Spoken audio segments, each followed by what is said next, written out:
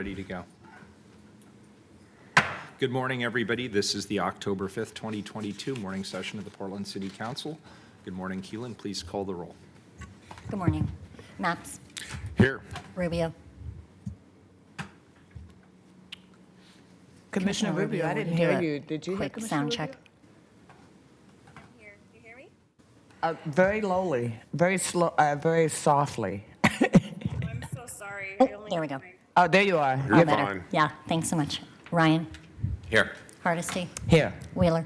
Here. And so we'll now all hear from legal counsel on the rules of order and decorum. Good morning. Good morning. Welcome to the Portland City Council. City Council is holding hybrid public meetings with limited in-person attendance in addition to electronic attendance. If you wish to testify before council in person or virtually, you must sign up in advance by visiting the council agenda on the council clerk's webpage at www.portland.gov/council/agenda.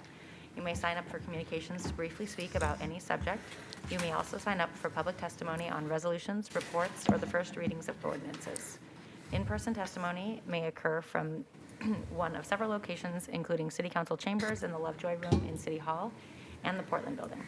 Written testimony may be submitted at cctestimony@portlandoregon.gov. Your testimony should address the matter being considered at the time. When testifying, please state your name for the record. Your address is not necessary. Please disclose if you are a lobbyist. If you are representing an organization, please identify it. For testifiers joining virtually, please unmute yourself once the council clerk calls your name. The presiding officer preserves order and decorum during city council meetings so everyone can feel welcome, comfortable, respected, and safe. The presiding officer determines the length of testimony. Individuals generally have 3 minutes to testify unless otherwise stated. A timer will indicate when your time is done. Disruptive conduct such as shouting, refusing to conclude your testimony when your time is up, or interrupting others' testimony or council deliberations will not be allowed.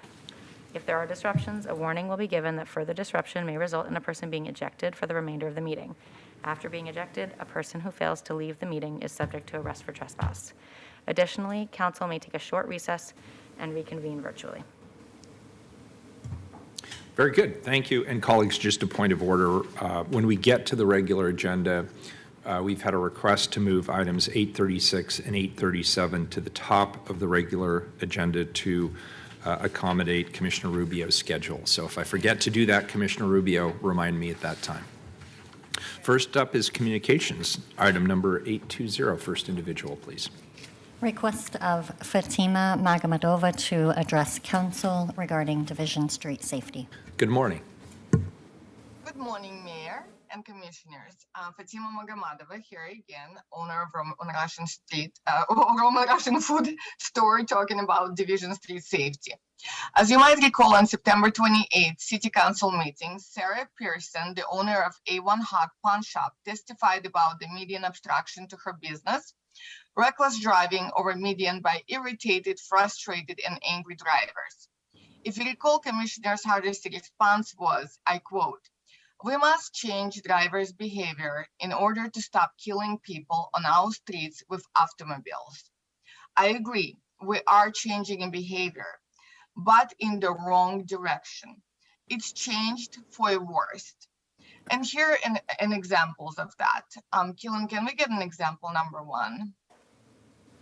My first example involves TriMet handicap bus driving up a left turnout lane into wrong direction, taking a chance into head-on collision with oncoming traffic.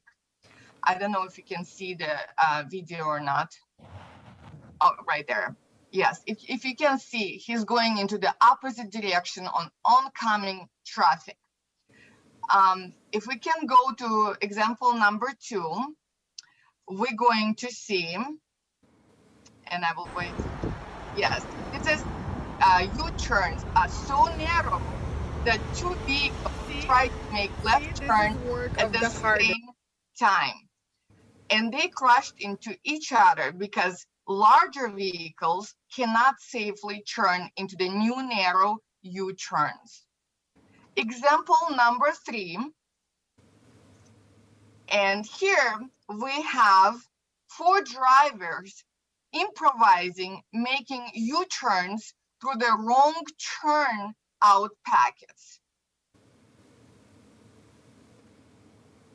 Then we have example number 4.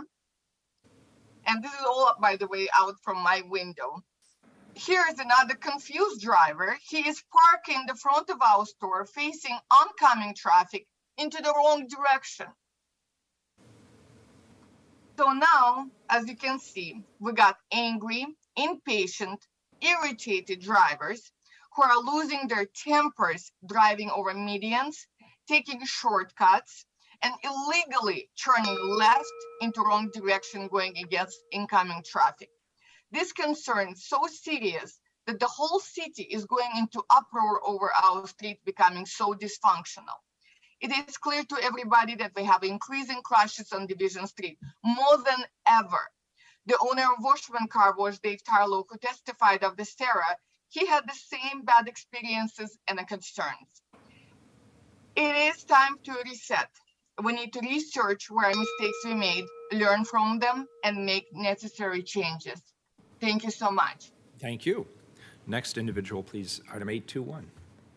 Request of Robert Butler to address council regarding Outer Division project. Good morning, Robert. Good morning, underpaid, hardworking members of City Council of Portland, Oregon. My name is Robert Butler. I'm a native of Portland. So I have a federal report in front of me that's kind of propaganda as to what Vision Zero is about doing, and it's called access management. And the combined says, quoting, the combined purpose of the strategies of management access is to reduce crashes and traffic delay. Boy, would that be wonderful if we could have that on the division project. Anyway, we don't. So here's an example of a stop sign in 109th and Division. That's the Roman Russian Market. That's where there's a median now. Guess what we're missing? We have forgot to put up the no left turn sign. You have created a tragic situation that is so unsafe. It's incredible to send someone up the wrong way on a street there's no way out of. Shame on Portland. So getting on to the federal study, the next thing that is talked about is the fact that there are problems with retailers as a result of this approach. And the feds recognize this, even though PBOT doesn't realize that businesses are going out of business, are losing millions of dollars because of it. It is, quote, it is not uncommon for transportation agencies to compensate businesses for owners' losses. So going further down the report, sorry about the delay, talks about the fact that it is a requirement of all governmental agencies to involve the public in transportation policy and project decisions. Boy, I wish that would have happened. Said we had the secrecy of PBOT going underground, surprise attack on 30 blocks or 40 blocks of Division Street with this median that didn't know about it until the construction crews showed up. So the median appears to be more about global warming and POing the public, discourage them from using their cars, closing the streets, creating road rage as a result, increasing traffic hazards.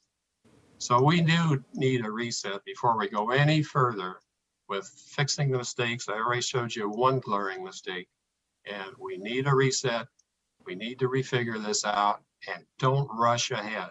Thank you. Thank you. Next individual, please, Keelan, item number 822. Request of Heather Phipps to address council regarding blocked pedestrian public right-of-way. Good morning, Heather.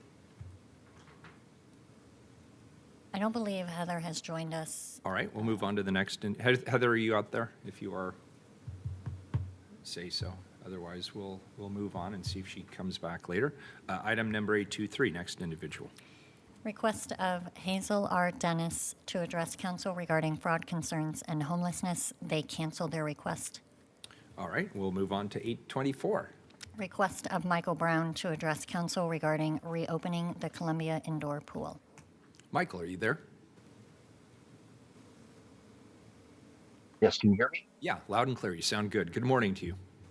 Good morning to you, Mayor, and also City Council members Hardesty, Rubio, and Mapes, and Ryan. I'm Michael Quincy Brown, and I have lived in North Portland my entire life. I know there is an effort underfoot to build an aquatic center in 5 to 7 years from now near the Jordan Center. The fact is, North Portland cannot go without an indoor pool for 5 to 7 years. This last summer, we had record number of temperatures of 90 plus degrees. Because Columbia Pool is closed, it placed pressure on Peninsula and Pier Park pools, and they would reach capacity frequently. I would call in advance to take my grandchildren there when it's frequently told the pools were full to capacity. You can imagine these young kids turning away from the counter with tears because the pool is closed. I would then take my grandchildren to the river near Cathedral Park. A few days after our last visit, we were advised by the county and the media that there was toxic algae waste in the water there. That's in addition to whatever other hazards may be in the water. This is the time that our young people need an outlet. Columbia Park Pool provided that, year-round pool. My own granddaughter, Evie, learned how to swim in that pool, became a lifeguard, swim instructor, and swim coach. She had credit for 3 saves. Each lifeguard has their own story of life saving. We cannot determine how many lives have been saved since 1927 when this pool was built. By children learning to swim in this pool, it's so important, these life-saving skills. A brief story, Paul, a friend of mine, just celebrated his 101st birthday. World War II veteran, grew up in the community, learned how to swim in Columbia Park Pool. On October 26, 1944, the kamikaze plane struck his ship. He was able to go overboard and save 3 sailors' lives by the skills he learned in that pool. Roosevelt High School swim team uses the Columbia Pool for swim meets and practice. The clear majority of Roosevelt students are people of color, and many come from low-income homes. The pool provided these young people with access to a year-round indoor pool. I've had contact with PTA groups, very receptive, neighborhood associations, Northwest Oregon Labor Council, several community members. Everyone is in favor of reopening the Columbia Park Pool as soon as possible. It is, if one life is saved, it's well worth the investment in reopening the pool as soon as possible. I'm asking that this be done for our young people, our children, the seniors in the community that attend the life-saving or the exercise classes there. It's just so very important. So please do this for the community, the children.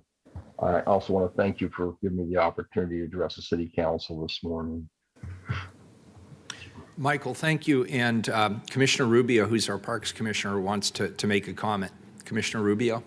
Yeah, thank you, Mayor. And Michael, I just want to thank you for sharing your thoughts. And it's clear that you have a deep passion for this, and a lot of North Portland community members do as well. And there's a long, people have long personal histories with this pool. I just wanted to lift up that, as my council colleagues know, Columbia Pool is closed due to life safety issues. And with their support, we put aside $1.5 million for interim aquatic services for North Portland community.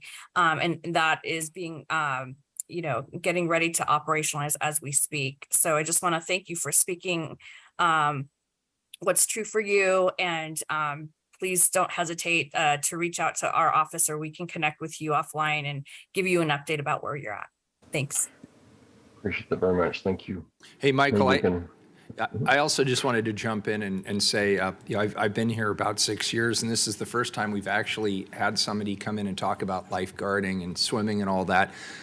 Before I was in politics, I actually had an interesting life. I was a WSI, and I actually was part of my high school swim team, and we swam in that pool and had a lot of great events, and there's a lot of good memories there. And I just really appreciate you highlighting that this isn't just a facility, that this is actually a community gathering place, and it's also a place where people can learn life skills. And your illustration of the World War II veteran who used the skills he learned here in Portland, Oregon, in that very pool to save the lives of his fellow shipmates, that's an incredible thing to bring to the table here today. And I want to applaud you and thank you for that.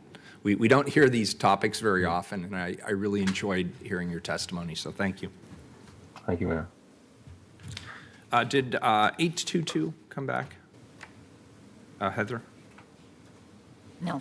Okay, very good. And that was 824, so I think, unless I flip my page, that completes public testimony, or did I miss somebody? No, that's it? Okay, very good. Consent agenda. Have any items been pulled? I understand 826 has been pulled. That's correct. Any others? No. Please call the roll on the remainder of the consent agenda. Maps. Aye. Rubio. Aye. Ryan. Aye. Hardesty. Aye. Wheeler. Aye. Consent agenda is adopted. To the regular agenda, can we please do item 836 first? Amend trees code to improve clarity, efficiency, and outcomes of tree regulations. This is a first reading of a non-emergency ordinance. Commissioner Rubio. Thank you, Mayor.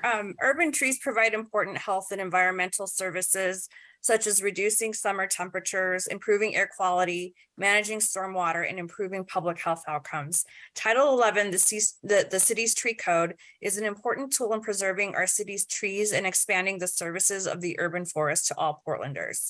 Proposed today are 35 technical and minor policy amendments to Title 11.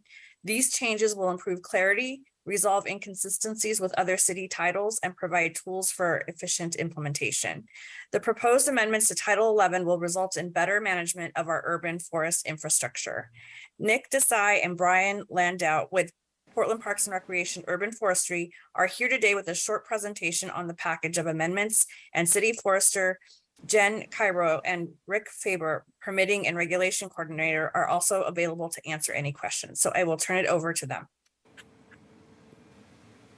Good morning. Thank you, Commissioner Rubio.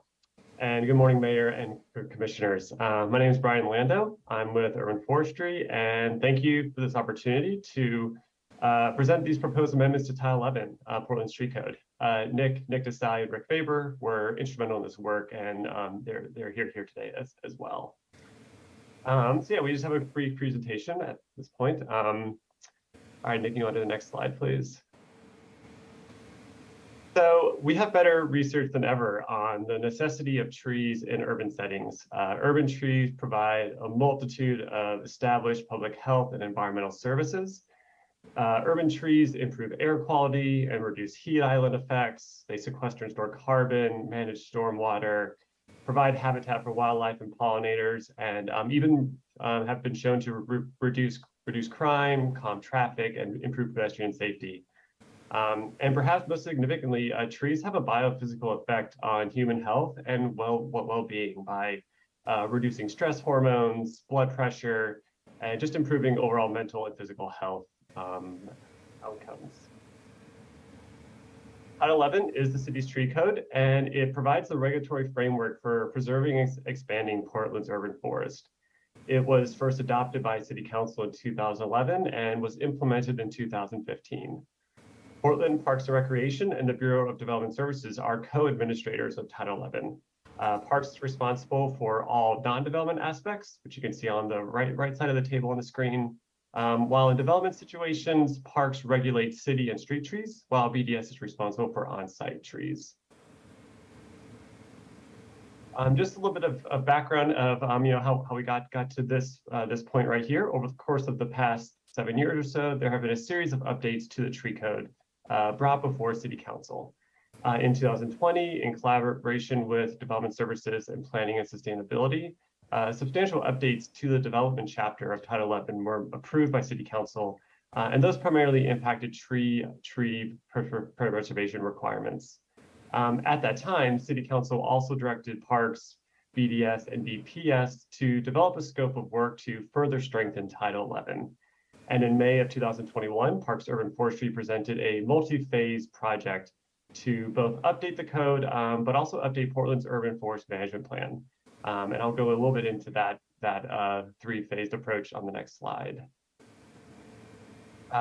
The first phase would involve making technical and minor policy changes to Title 11, and this was to address sort of known issues with the code, issues that have become apparent over the first 7 years of Title 11.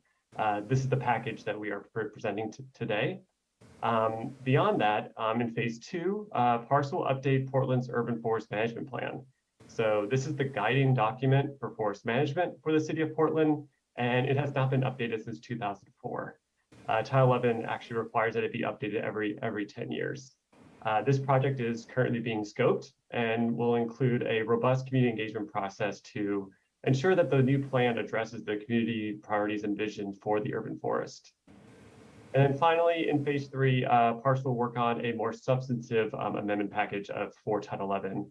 And that work will be informed by the community guidance and analysis that was completed during the urban forest management plan.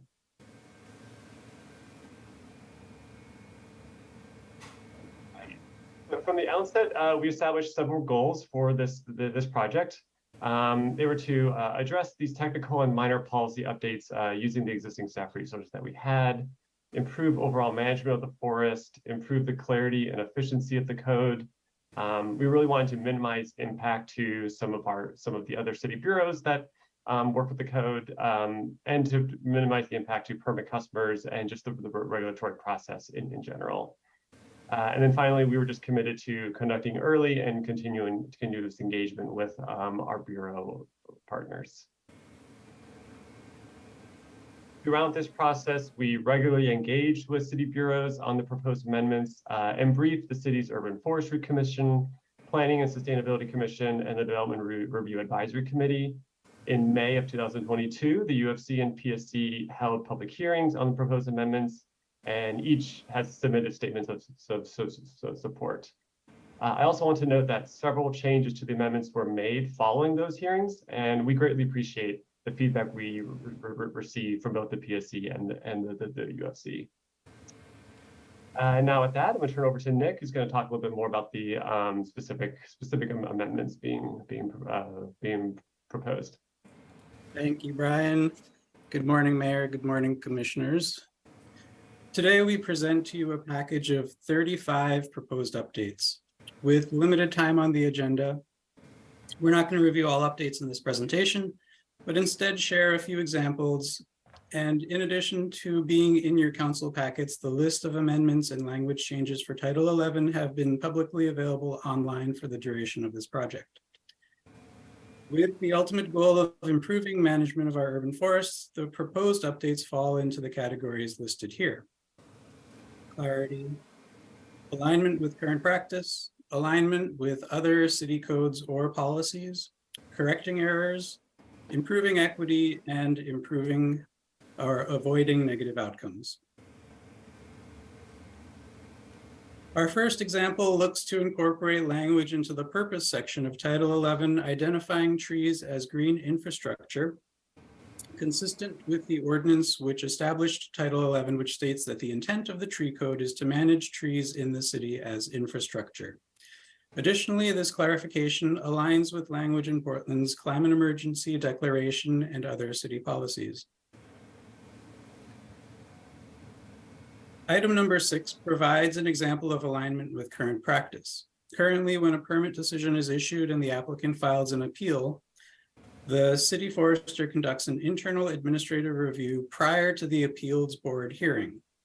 This occasionally results in the applicant either withdrawing their appeal or the initial permit decision being overturned by the city forester. The applicant still has the option to appeal the decision, but this step serves as a qualitative check on the decision, potentially saving time and money. And the language proposed is similar to existing language in other city codes. Our third example is pretty straightforward. Titles 11 and 33 previously defined multi-dwelling residential as greater than 2 units. Updates to Title 33 now define multi-dwelling residential as more than 4 dwelling units on a single lot or parcel, And this change merely brings Title 11 into agreement with Title 33 and does not affect any permitting decisions. Item number 41 addresses equity. The Urban Forestry Commission consists of 11 community members appointed by the mayor to advise on urban forest management. As volunteers, they commit to monthly meetings, which can last 2 to 3 hours plus preparation time. Additionally, they serve on subcommittees. Allowing the possibility of compensation opens the opportunity to serve on the UFC to a more broad demographic. And finally, our last example is in the avoiding negative impacts. One moment, please. Commissioner Hardesty has a question on that. Thank you, Mayor. Could you go back one slide, please? Removing the without compensation clause, I believe, sets expectation that volunteers are going to get some kind of remuneration around their service. What's your plan on that? Are you just removing the language? What happens once you remove the language? And who pays for that? I'm gonna, Jen Cairo can provide some explanation on that. She's here. Morning, Commissioner Hardesty and Commissioners and Mayor. Thanks for the question, Commissioner Hardesty. So Parks and the Civic Life Office are working on policy guidance around in what situations compensation might be provided. And the intention here is, rather than making this expected and pro forma, it's a tool with which we can help folks participate in these advisory groups who have income as a barrier. So it's not the intention for it to be an expectation, and that's the way it'll be communicated with applicants and commissioners. I appreciate that response, Jen, but I want to caution you that we are looking at a policy for citywide, and I get concerned that we set expectations for some volunteers at the beginning that they'll get a stipend, and then others we expect to volunteer forever. Sorry about that. My mic was not working. Where was I? I was just saying I'm concerned about setting an expectation that the city cannot meet. We should have one standard for who qualifies for a stipend, and we should not be changing policy without a plan about how we make that happen. So we have several committees that for some reason got stipends, but there's not a city policy at the moment. And I would just caution us to not keep piecemealing this very important role, because again, we want people to continue to volunteer to provide their expertise to the city. And we're setting up a very inequitable system when you just decide that you're just going to take the language out with nothing else. Thank you.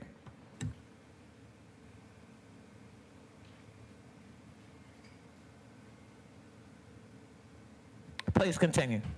Okay, thank you, Commissioner Hardesty.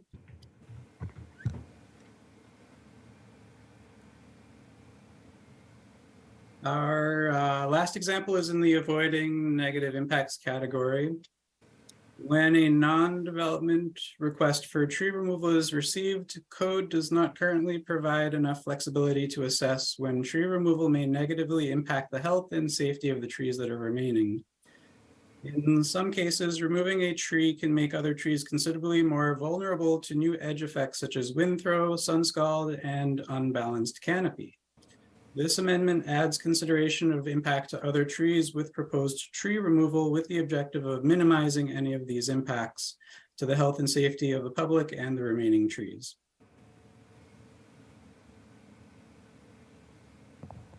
With these examples provided to demonstrate the scope of our project, we thank you for your consideration and are happy to field any questions that you may have at this time. Commissioner Hardesty.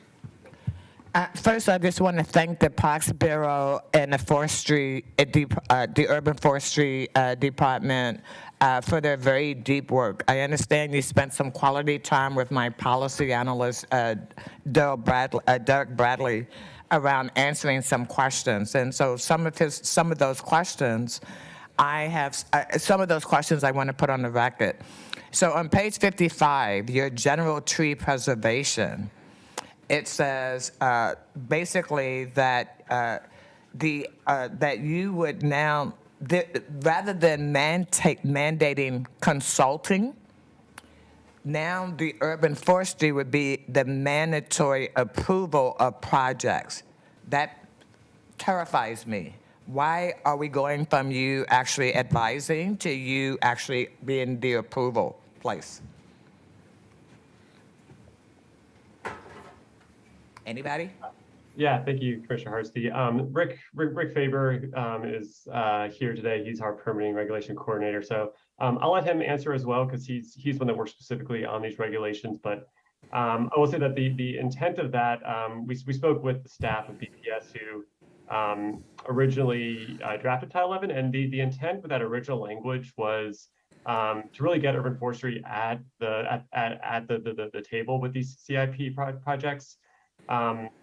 Which had not been the case prior to Title 11, which is where that consulting language came from. But elsewhere in code, it really establishes the city forester as the regulator of city and street trees. And so this is really just sort of clarifying that work on city and street trees does require a permit sign off by the city forester. So that's really where that's coming from. I think Rick might be able to give a little more specifics on that. Hi, this is Rick Faber here, Permitting and Regulation Coordinator. Thank you for the time, Mayor and Commissioners. It's a great question, Commissioner Hardesty. Just to bounce off what Brian is saying, the urban forestry isn't going to be given the sign off for projects. This is simply clarifying that urban forestry is responsible for reviewing the urban forestry components of Title 11 within these projects. But if you tell me that you have mandatory approval of projects, and let me just say I have not found urban forestry to be really easy to work with, but all of a sudden, if you are the one that gets to sign off, I find that there's a big difference in my mind between being required to consult with you and then giving you a total authority to sign off on projects. So if I'm misreading this or misinterpreting this, then what part am I getting wrong?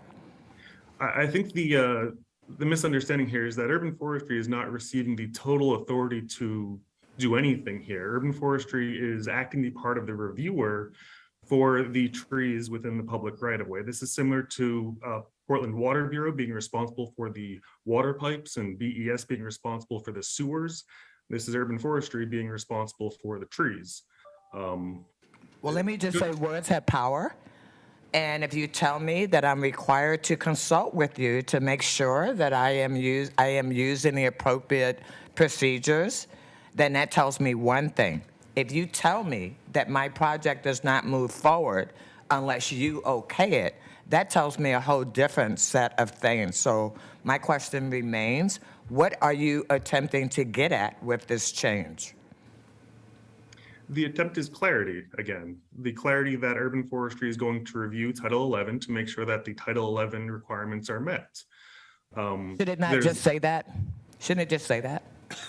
Well, it says that elsewhere. That's what this is getting at, is that elsewhere in the code, it already refers to the responsibility of the urban forester or the city forester for these requirements. The consultation was confusing to many applicants.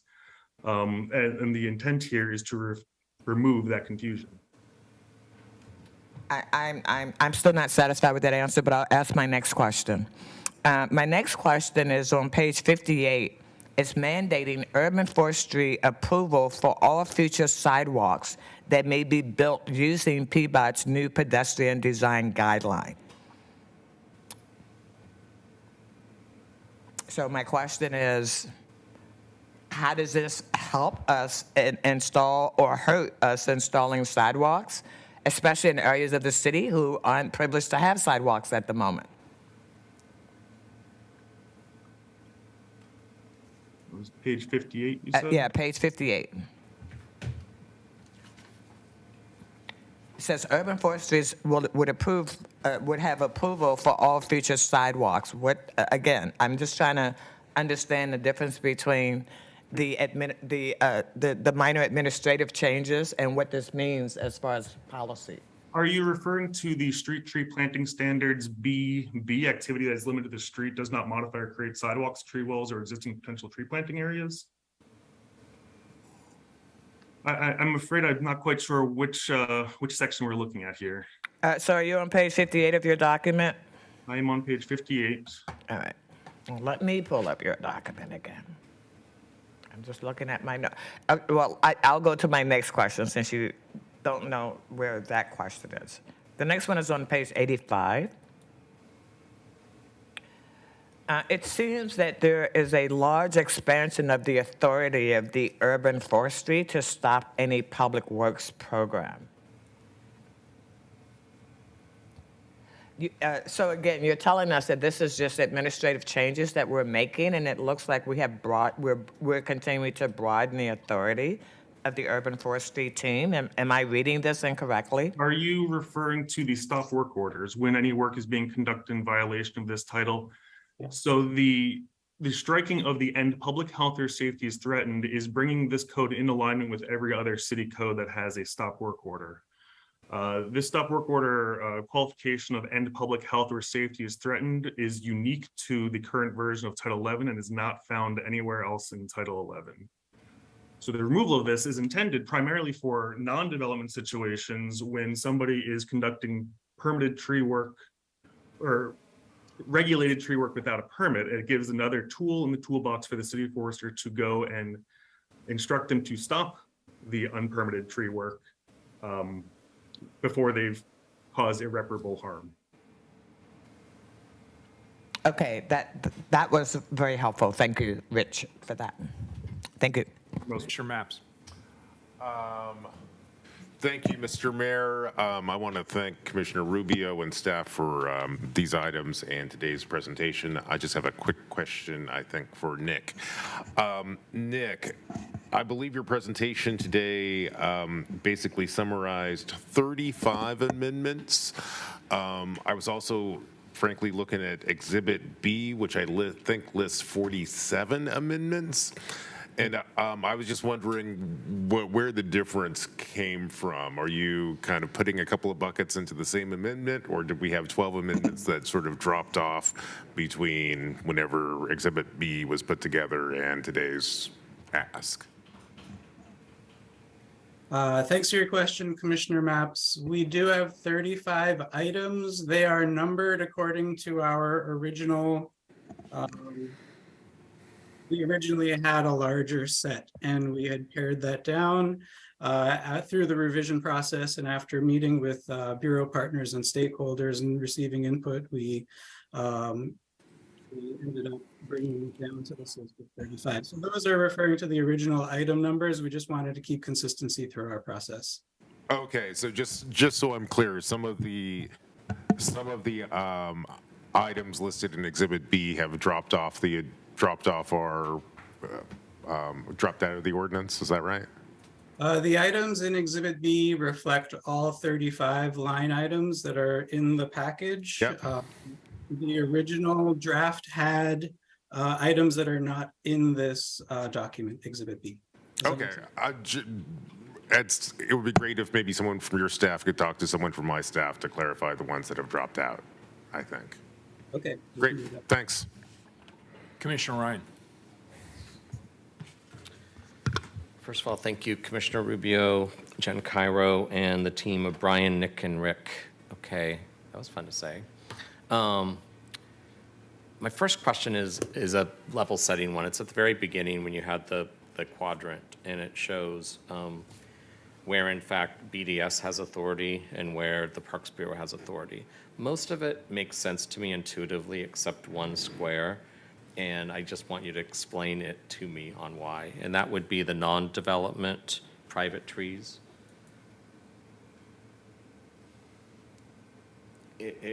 How did that land where the authority would be with parks? I'm not saying it's a bad decision. I just would love to understand. Yeah, I would say that really came from, I think, a little bit of how we were discussing the purpose of Title 11, which was to elevate the role of the city forester and bring regulations that were spread across several different titles into a single cohesive tree code. And it was intended to elevate the role of the city forester as really the manager of the urban forest, and with just a significant portion of our canopy on private property. That was really the intention of bringing that within the sort of like cohesive management of the urban forest, and then with the one exception being that Bureau of Development Services being responsible for on-site development activity. Yeah, so when there's construction activity, it's BDS. Yeah. When someone's lived in a home for 40 years and they suddenly have a tree situation, then it's parks. Yeah. Okay. And I really did ask because, you know, we are people that live around neighbors and they ask us questions. And so I don't think I gave a very good answer when that came up recently. So thank you for that. And if I can just jump in, sorry, for one more moment. Title 11 does have that as the current standard, but prior to Title 11 was the tree cutting ordinance. I believe it was implemented sometime in the 90s or 80s, which also had the city forester with authority over certain on-site private tree property permits. And especially that's true with the heritage trees, yes? Right. Yeah, which I think everyone could be supportive of. You all were here, I think it was last May, it was May 2021, and I recall that meeting, and you were engaging with stakeholders on these necessary proposed amendments. When I was listening to your presentation, I was trying to really get a sense of what that engagement was like. Can you give me a couple stories and maybe amplify that a bit? Yeah, absolutely. So part of the intention with this amendment, we did try to keep the scope fairly narrow and to really work on issues that have been identified over the first few years of Title 11. We also were informed by some evaluations of the code that had taken place a few years after Title 11. The city auditor's report conducted an analysis and proposed some recommended changes. Some of those are in this package as well. And then in terms of the actual engagement, it was really working with the city's Urban Forestry Commission, the Planning and Sustainability Commission, and the Development Review Advisory Committee.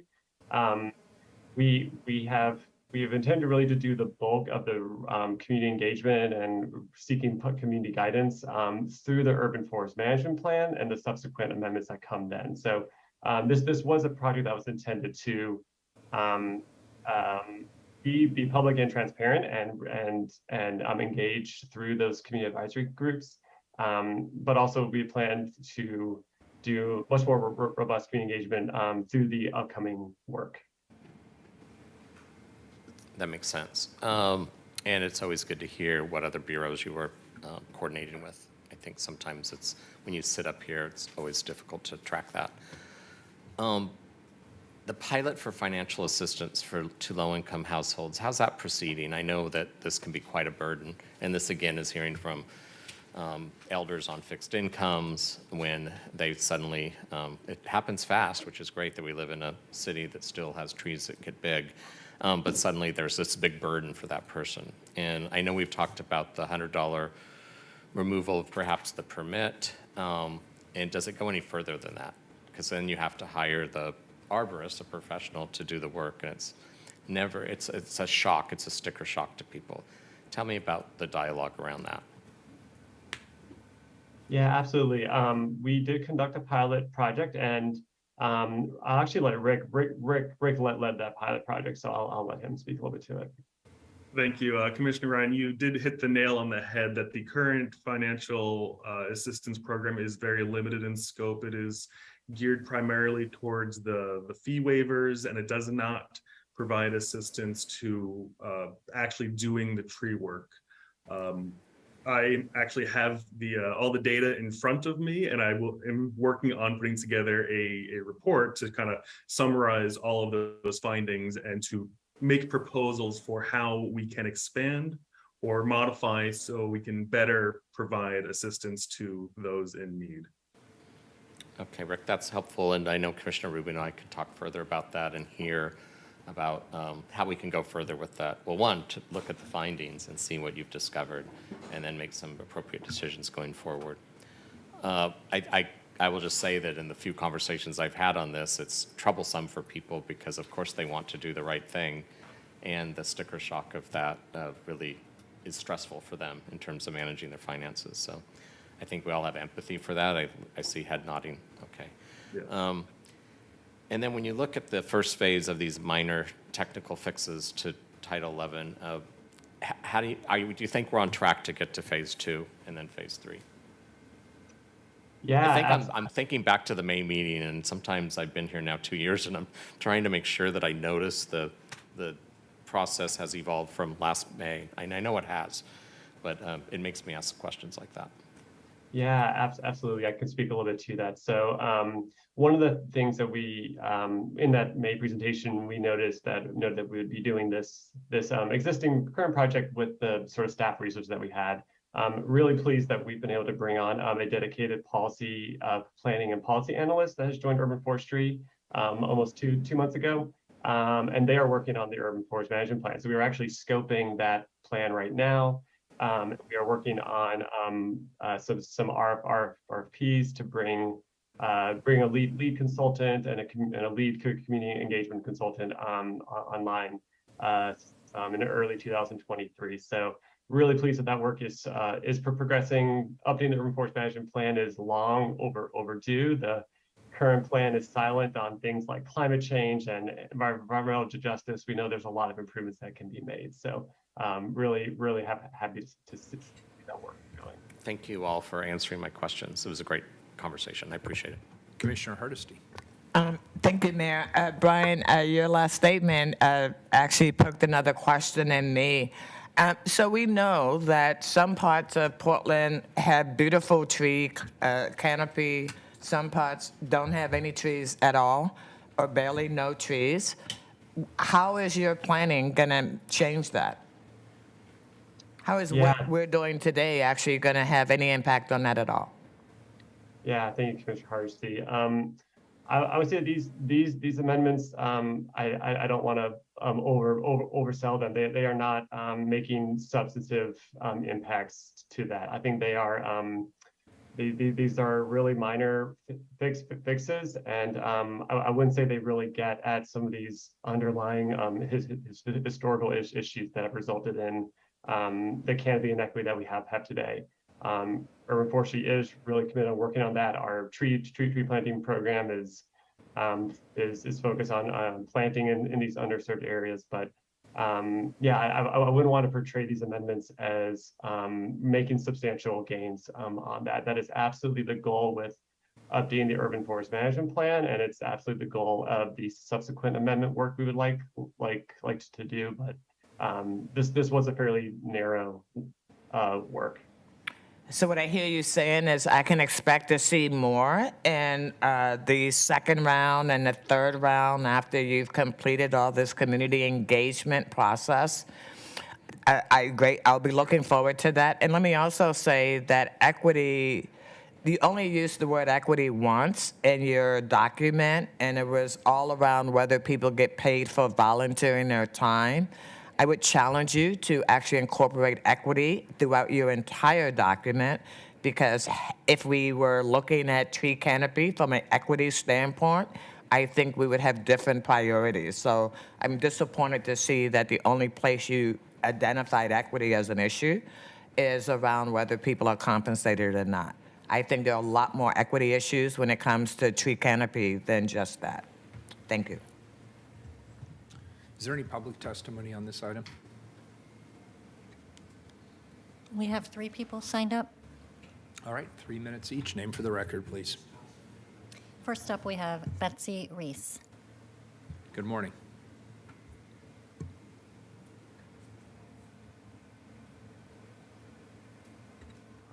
Good morning, everyone.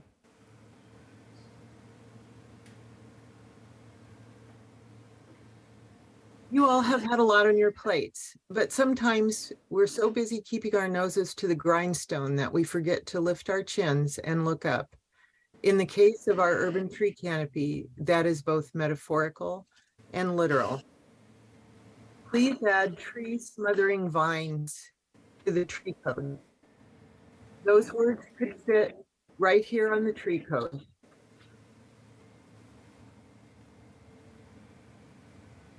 Our tree code specifically prohibits inflicting injury on a tree, including trenching, excavating, altering the grade, smothering the roots, bruising, scarring, tearing, or breaking of roots, bark, trunk, branches, or foliage, using herbicides or poisoning, felling, cutting, or removing any portion of the crown, trunk, or root system of a tree, girdling, poisoning, topping, drowning. It requires controlling insect infestations and tree diseases. I can only think that the omission of those two words has been inadvertent. Clematis vitalba is rapidly blanketing and smothering trees to death in Portland. In other jurisdictions around the country and around the world, its abatement is being taken dead seriously. This photo was taken in February of a 60-foot tall western red cedar. Already more than half of its branches are dead from this vine. This is the same tree, picture taken in July. It is completely covered with the vine, as are the adjacent trees, with the vine leafed out. And this is the same tree, already gone to seed in August and blowing its seeds all over the neighborhood. Urban forestry now can only wait until it's too late to save this tree, and then order the dead or dying tree to be cut down when it poses a hazard to life or property. I would like to ask you today to please either 1, vote to add these two words to the tree code, or 2, address this request now directly and publicly with a logical and official explanation of why tree smothering vines will not be added, or 3, postpone voting on the amended tree code today until this issue can be further studied.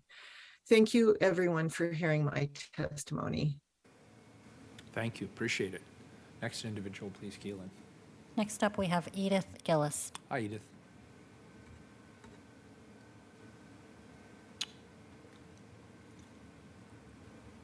Edith, you're muted. Can you hear me? Edith, do you have two? Okay, try again. Go ahead, Edith.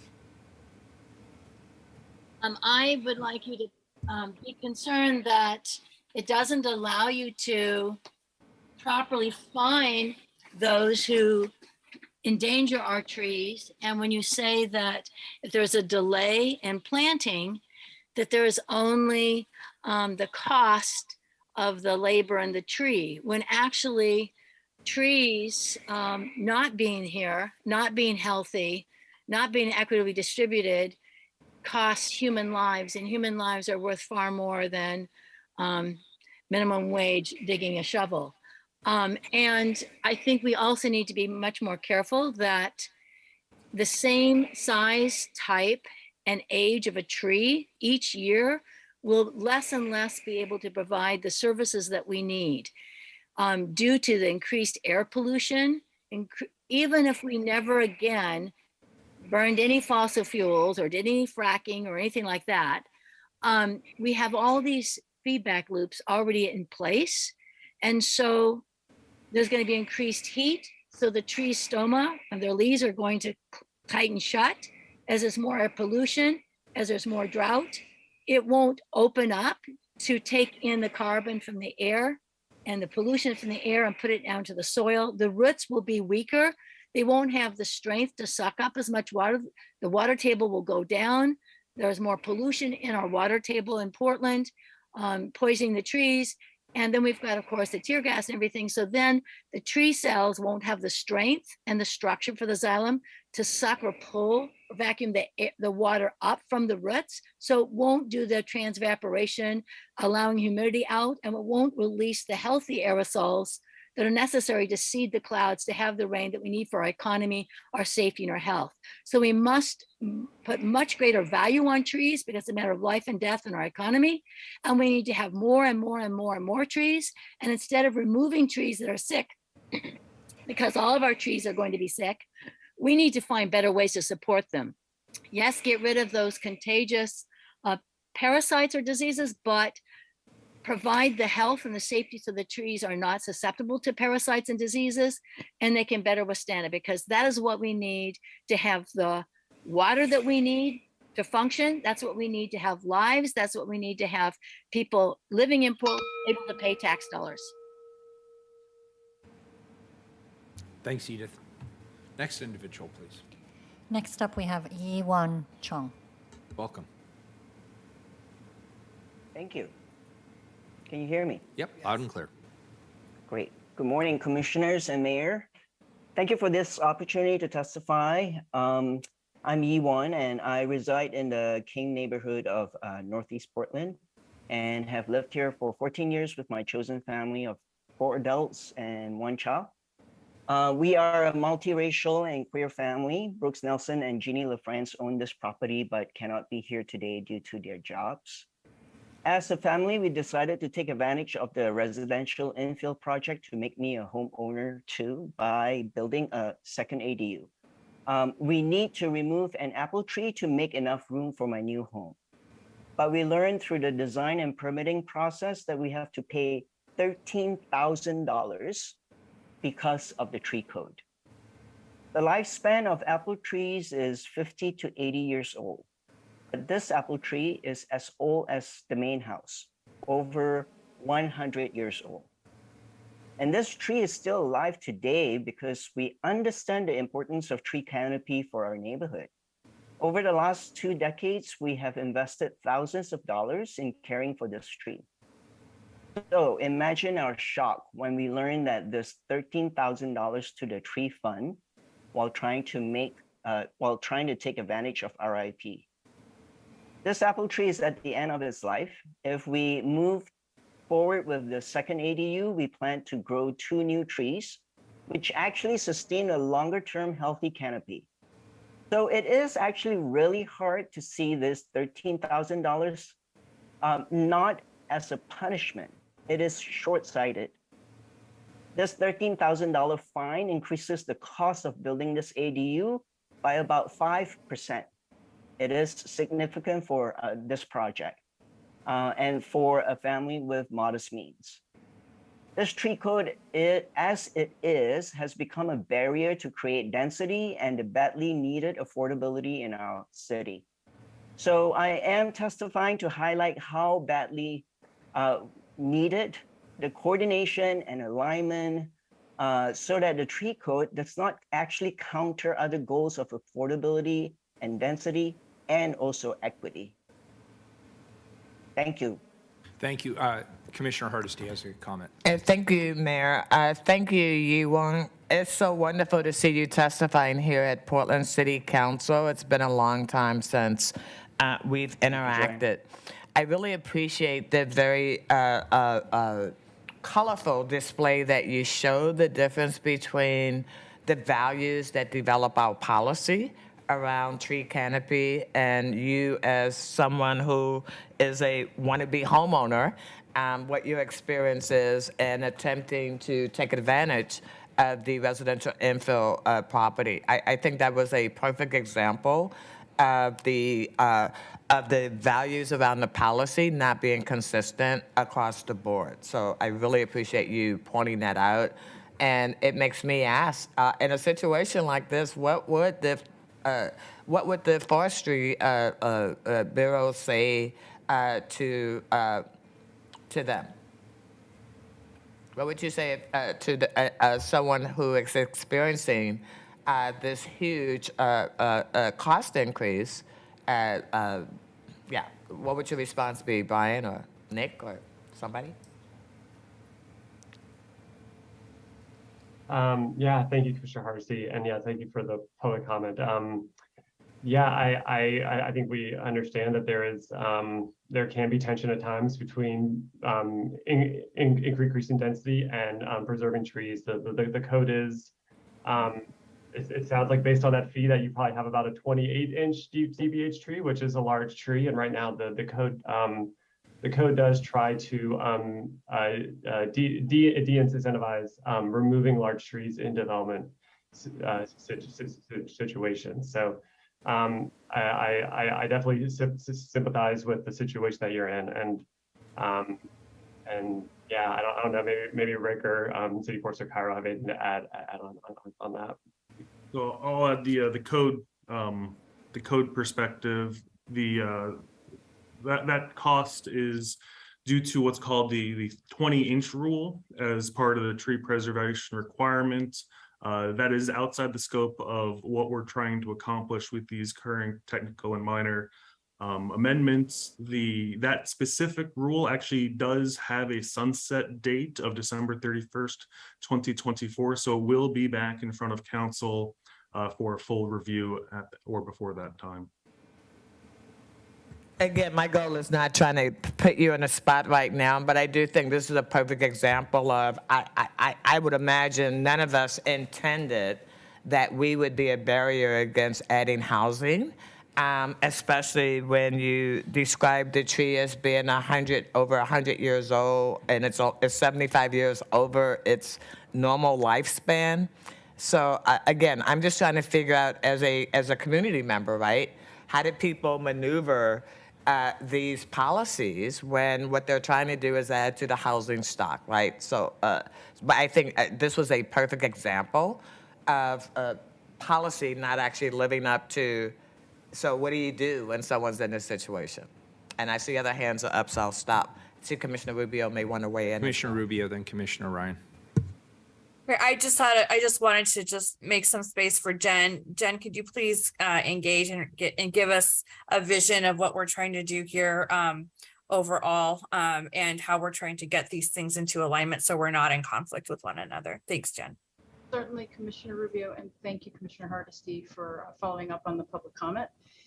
Yeah, there is an inherent tension with regulations on private properties and other properties, and trying to implement the city's goals, whether it's in communal goals, whether it's in regards to trees or stormwater management or water supply or public rights of way. And that's what we're seeing here. And the tree code currently does have requirements, as Rick and Brian explained, trying to retain the tree canopy we have in the city, which is difficult, if not impossible in many cases, to replace. And the tool that is used right now, or there are a few tools, but one of the main tools is in a development situation like this resident is talking about, a certain amount of payment to mitigate, partially mitigate for the services of the tree that's lost. And that's what the code presents to us today. You heard earlier today from, I believe it was Brian in the presentation, that this package that's before City Council right now is phase one of a 3-phase plan. The next phase being updating Portland's urban forest management plan, and the third phase being more comprehensive amendments to the tree code.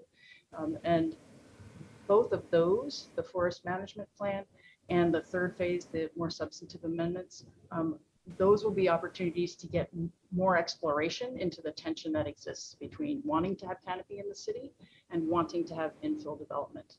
In many ways, it comes down to design, and also it's about condition of trees. So when we hear about a tree that's 100 years old and has outlived by 75 years, it's really dependent on the species and where they're located, and that's carefully considered on site by the staff involved in doing it, and decisions are made case by case. So if a tree really isn't worth keeping, so to speak, because it's declining, then they wouldn't be required to pay that type of mitigation fee if it were a dead tree or something like that.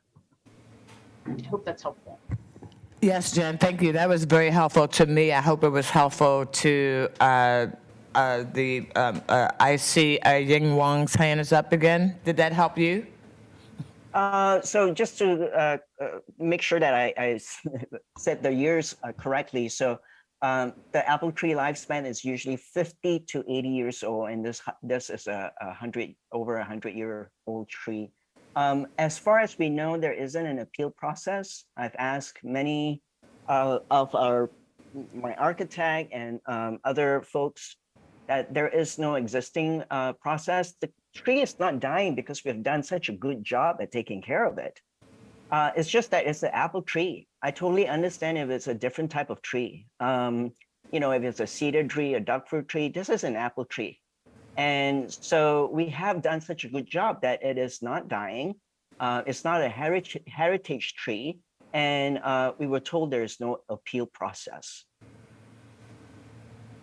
So I'm going to, thank you. I'm going to keep us moving if we could. We're still on our first agenda item. Commissioner Ryan? Yeah, I do want to just weigh in. Thank you so much for your testimony, Yi-Wong Chong. I have had the pleasure of being involved with the improvements to our permitting process. So your story comes up over and over again. And so I'm really grateful that you're here today. There's always nuance in how we look at codes. And sometimes it's difficult in real life when we're implementing them to have such sensible conversations. So I think what your answer, Jen Cairo, got to some of it, but I wasn't hearing, it seems like we put a lot of emphasis on the size of the tree, but we don't factor in the life cycle, the expected life of the tree in the code. And so I think it seems like, have you considered that dialogue and how that could be implemented, so then the testimony we hear today would be mitigated with much more efficiency? Thanks, Commissioner Ryan. We certainly can and are continuing to collect input and observations for future proposed amendments to the code. So we'll take that into account. I wanted to speak to the average lifespans of the trees. So if we look up a tree species online, we'll find an average lifespan. That varies widely by the conditions the tree is in. It could be much shorter, it could be much longer. And it also, we're talking about climate differences as well as site-specific differences. So an apple tree growing in South Carolina would have a different projection than would a tree growing in the Pacific, an apple tree growing in the Pacific Northwest. Same with other species and soils, hydrology on the site. They're living things. And so there is wide variety from what standards one might find or frameworks one might find published. So in our work, Culture and Urban Forestry, we're really looking at that tree in its situation and its health and condition at that time, rather than only looking at what expectations might be.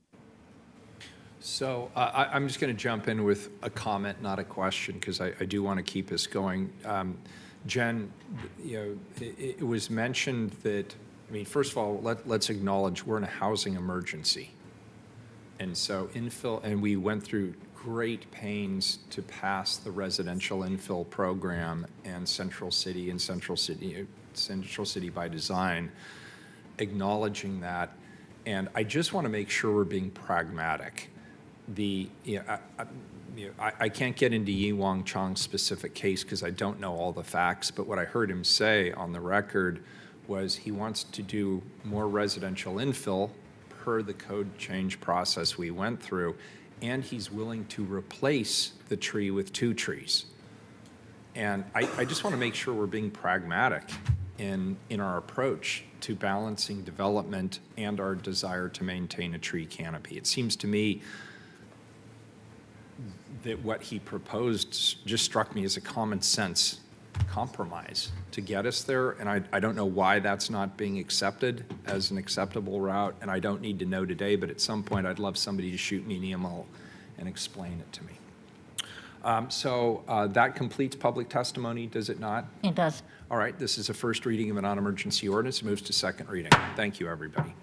Next item, please, also a Parks Bureau item 837, please. Authorize competitive solicitation and contract with the lowest responsible bidder for construction of the Washington Park South Entry project for an estimated cost of $5,200,000. And if I could find it, here it is. This is a second reading. We've already heard a presentation, which was fantastic, and taken public testimony on this item. Is there any further business? Seeing none, please call the roll. Maps. Aye. Rubio. I just want to again thank Travis Roybal for his presentation and the excellent work here. I vote aye. Ryan. Aye. Hardesty. Aye. Wheeler. I am very excited about this project. This is one that's been thought about for many, many years, and it will create a new access point and a more logical way into the park from the north, and I just appreciate everybody who's worked so hard on this, including you, Commissioner Rubio, and your team. I very happily vote aye. The ordinance is adopted. Back to the beginning of the regular agenda in order. Item number 830, please. Appoint and reappoint members to the Rental Services Commission for terms to expire October 5th, 2024. And let's see. I don't have any information on that. Oh, Commissioner Ryan, I'm sorry, I was looking at the wrong one. So why am I Thank you, Mayor doing Wheeler. this? I- Commissioner Ryan. Yes, I heard you. It's good. I'm really excited to present a series of appointments to the Rental Services Commission. These there are 3 vacancies, and our appointments bring invaluable perspective, experiences, and insight to the conversations around rental housing and policy. We have Stephanie Bridges, a policy analysis with Urban League, Angeletta Morello, a policy advocate with Hunger Free Oregon, and we have Amber Cook, who brings incredible insight as a court observer with PSU's Housing Crisis Research Collaborative. I've had the pleasure of meeting with a couple of the folks here, and they've been great conversations. I'm going to turn this over to Deputy Director Matthew Schabold for additional remarks, and also thank him for stewarding this group. Take it away, Matt. Thank you, Commissioner. And for the record, Matthew Schabold at the Portland Housing Bureau. Just briefly, the Rental Services Commission is one of the Bureau's 5 permanent advisory bodies and the city's primary advisory body for discussing landlord, tenant, and fair housing work. They also work with our Fair Housing Advocacy Committee, that is our multi-jurisdictional group that does our fair housing analysis and planning. So we're very pleased. We always appreciate people who volunteer their time to advise the city and discuss issues that are relevant to all Portlanders. And so this is a series of appointments and reappointments. And I would just say that all 3 of our new appointees are here today at council to share some remarks about themselves if they would like. I believe we have 1 in the chamber and 2 on the Zoom. So please take it away, Stephanie, Angelita, and Amber. Angelita, if you want to come down to the table. Morning. Morning. It's weird being on this side of things. Yeah, hello. I wasn't told that I was supposed to share remarks, so I don't really know what to share. My name is Angelita or Angelita Morillo. I am a policy advocate at Hunger Free Oregon, and I grew up in Portland. And I have dealt with a lot of housing issues in Portland as a renter and as the daughter of a single immigrant mother. When I was in high school, my family was illegally removed from an apartment building, and years later we found out that they specifically raised the rent for Latino families and made it impossible for my single mother to keep us housed. So that was a very formative experience for me, and I think years later seeing how important knowing our renters' rights are and making sure that our housing policy keeps people housed in a time where we have lost so many people who are now living on the streets, living in trailers, knowing how important it is to ensure that these housing policies are really looked at with a fine-tooth comb and that the public knows the different issues that are happening so that they can advocate for themselves is something that I have always been very passionate about, and I hope to bring that to this work. Thank you, Commissioner Hardesty. Thank you, Mayor. I just wanted to, since we have Angelita in the council chambers, just really appreciate her for the 3.5 years she gave to my office as our constituent relations person. She will bring that same passion that she brought to the position in my office to this, to the Rental Services Commission. I have no doubt. And I am just so thrilled that you haven't been like running screaming from the city of Portland that you don't want any part of it anymore. I'm so thrilled to see you stepping into this role. You will bring a lot of great knowledge, both that you've learned from your lived experience and what you've learned as a staffer in my office. So thank you for your willingness to serve. I'm amazed that people still want to volunteer at the city of Portland, so I thank you for that. Thank you, Commissioner Hardesty. Angelita, I just wanted to say thanks for being here, and I know you told us you didn't realize you were going to say something, but what you said was exactly what we needed to hear. So thanks for sharing your life experience. Those are the stories that bring us closer to the word. Thanks for being here, and thanks for your service. Thank you.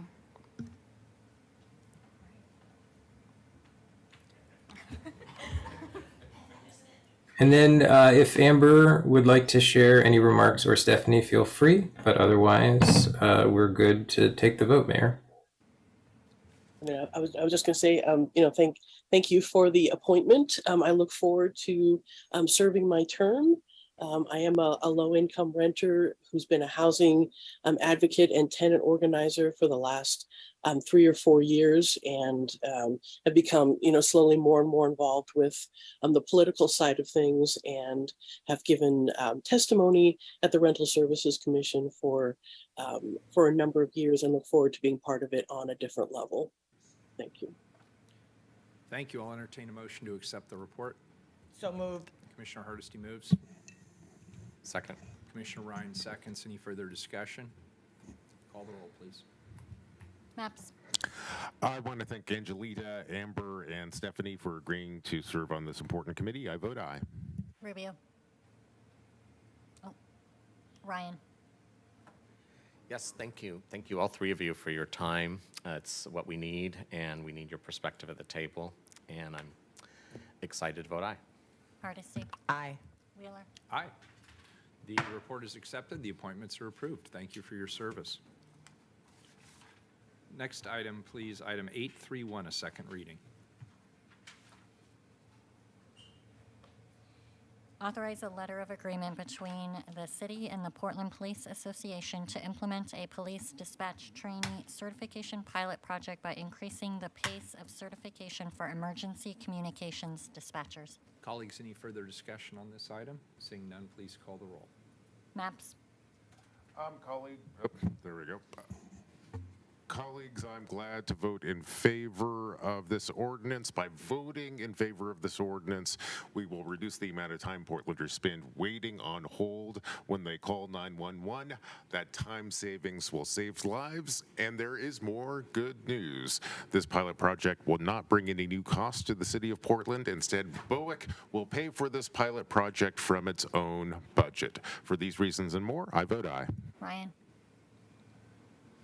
Thank you, Commissioner Maps, and also thank you, Director Kazi. I was able to spend some valuable time out at your operations on last Friday, and it was very eye-opening. I especially enjoyed the sit-along. Is that what it's called? Yeah. Yep.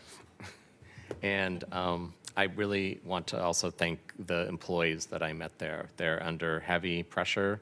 You could say a lot of public pressure, and what I experienced was people with a very good attitude and very competent at their work.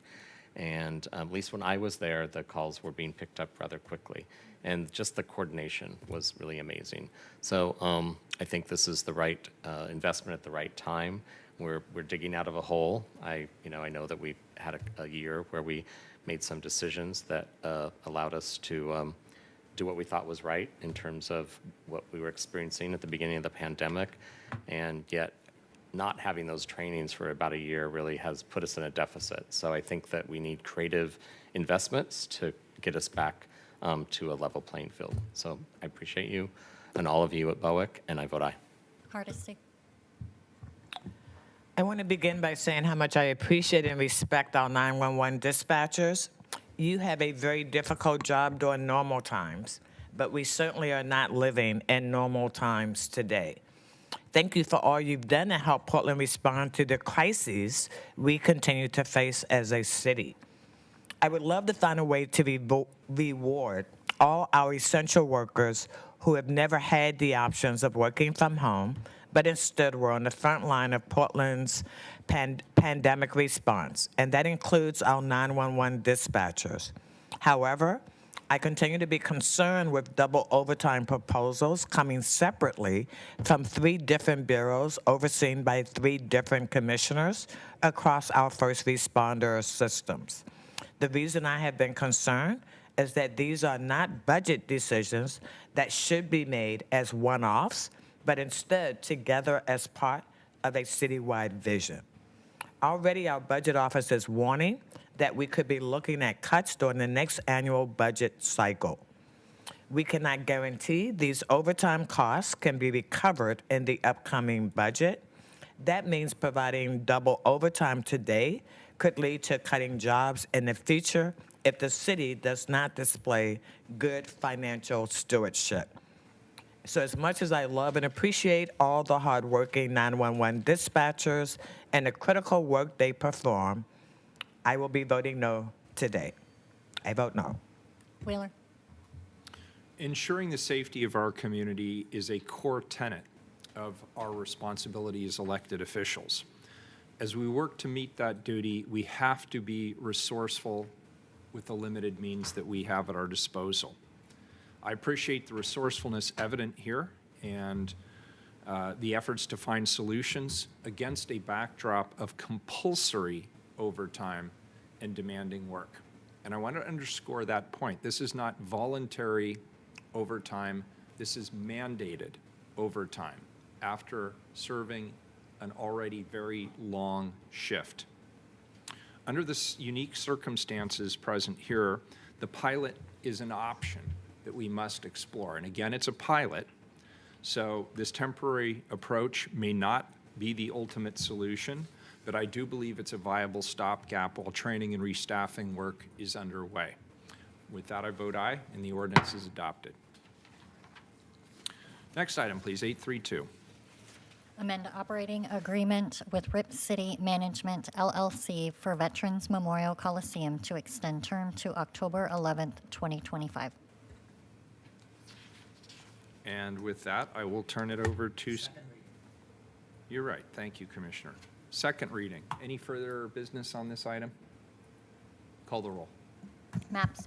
Aye. Ryan. We're thrown off with the new order, or I am.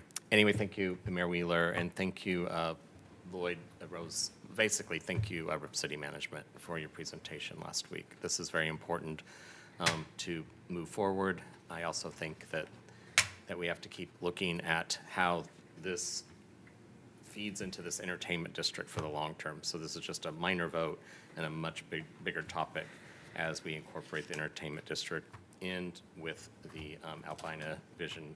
And I'm excited that we're having these conversations on the dais, and we always want to make sure that we make the right decision at the right time. So this is an easy yes. I vote aye. Hardesty. Yes, I also appreciated the presentation last week. I was happy to have on the public record that Rip City Management is interested in continuing dialogue and conversation about all the massive transit improvements that will be taking place between the Rose Quarter, the I-5, and the Albina Vision Trust activities. This is just to align this contract with other contracts that are being managed so that they are all under the same timeline. This in no way changes any of the current agreements or makes any promises into the long-term future. And because of that, I am voting aye. Wheeler. I want to begin by thanking Chris Oxley for coming to council last week to present and extend a thank you to the city's Spectator Venues Program Manager, Carl Lyle, for his very hard work on this item. Sporting events continue to be a source of civic pride within our community, as well as a deeply valuable component of our city's economic DNA. Rip City Management has proven to be an excellent steward of the Moda Center and Veterans Memorial Coliseum, and of the events that take place at these sites. I want to thank you all for supporting this 8th amendment to the Coliseum Operating Agreement and extend my thanks to Rip City Management. I vote aye. The ordinance is adopted. Next item, please, 833.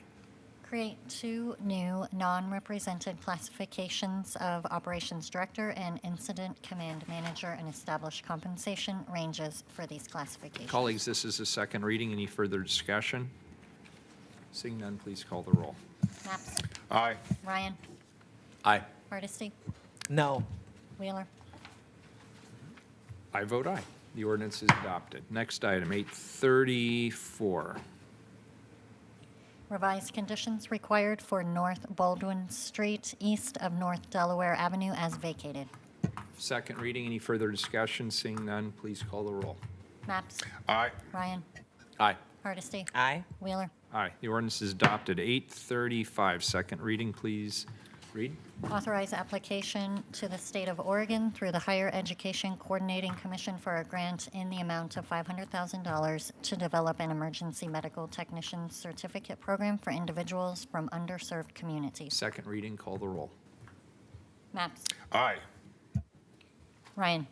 Thank you, Commissioner Hardesty and Chief Boone, for moving this forward. It's definitely the feel-good item of the week for all the right reasons. I vote aye. Hardesty.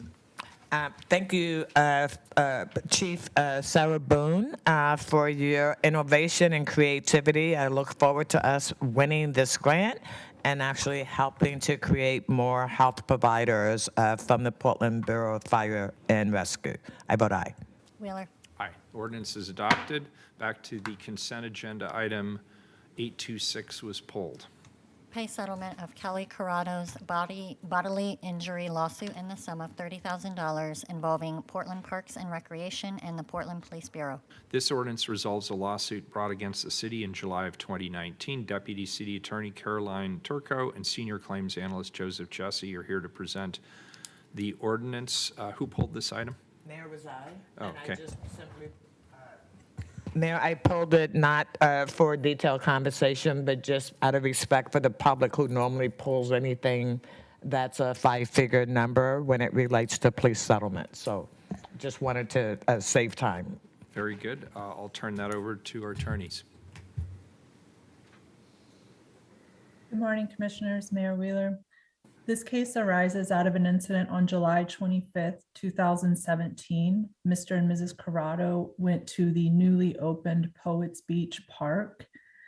They went to an area just south of the park boundary and were assaulted by a houseless individual named Jonathan Rance.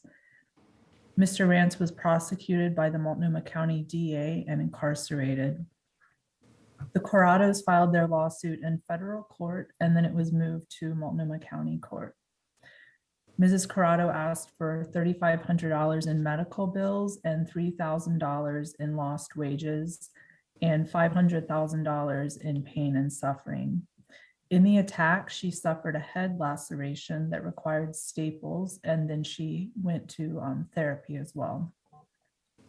The parties attended mediation with Richard Spear and agreed upon the proposed amount. Any further discussion? Yeah, Mr. Mayor, I have a question. Commissioner Maps.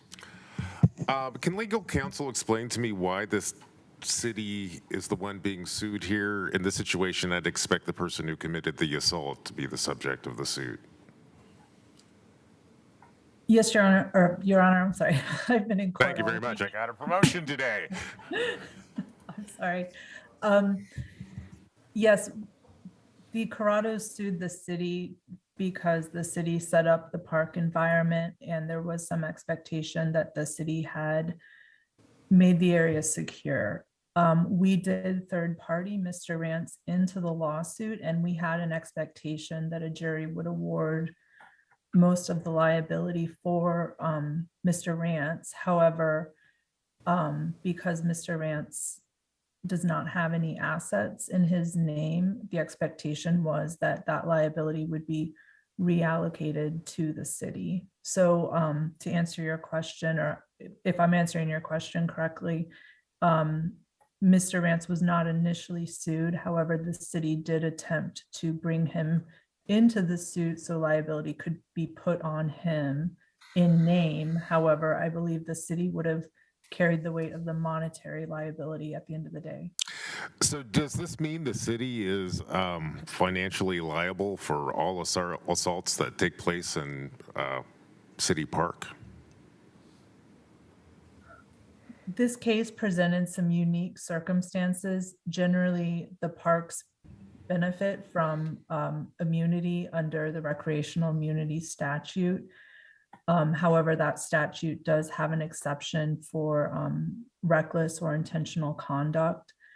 This case was also unique in that there was evidence that the Parks Department and PPB had some awareness of Mr. Rance's presence before the incident. So I don't think that every incident in the parks would lead to liability, but when there is some foreknowledge, some awareness of a hazard and a failure to eliminate a hazard, then liability can arise. Does that answer your question? It did answer my question, although I might push back on your characterization that this particular incident is unique. This incident sounds awfully familiar. I feel like I've seen dozens, if not hundreds, and frankly, perhaps even thousands of versions of this incident since I've been on this council, and I think I've been on this council for 1 year and 10 months. I completely understand why the victims here are outraged and deserved better. I'm frankly a little bit mystified by the settlement, and I think it also kind of sets an unfortunate precedent, and probably most important, underscores the need for a more effective public safety system. I certainly look forward to the day when Portlanders can go to their parks and enjoy those open spaces without being assaulted. I do think that that is a completely legitimate expectation. I'm not sure what happens when the city pays out every time that expectation is not met. Thank you very much. Any further discussion? Seeing none, please call the roll. I'm sorry, I need to ask for public testimony. Is there any public testimony on this? No one item? signed up. Call the roll. Maps. Aye. Ryan. Aye. Hardesty. Aye. Wheeler. As with many of these settlements that come to the council on consent, these are negotiated settlements between parties. There's much about this one that does not sit well with me, and I want to say that on the record. Having said that, my objective here is to limit further liability to the taxpayers, because when we say the city pays, what we really mean is the taxpayers pay. And this has already become an expensive proposition for the city. So in an effort to limit further taxpayer expenditures on this item, and at the advice of my attorney, I will say no more except vote aye. The ordinance is approved and the settlement is approved. And we're adjourned for this morning.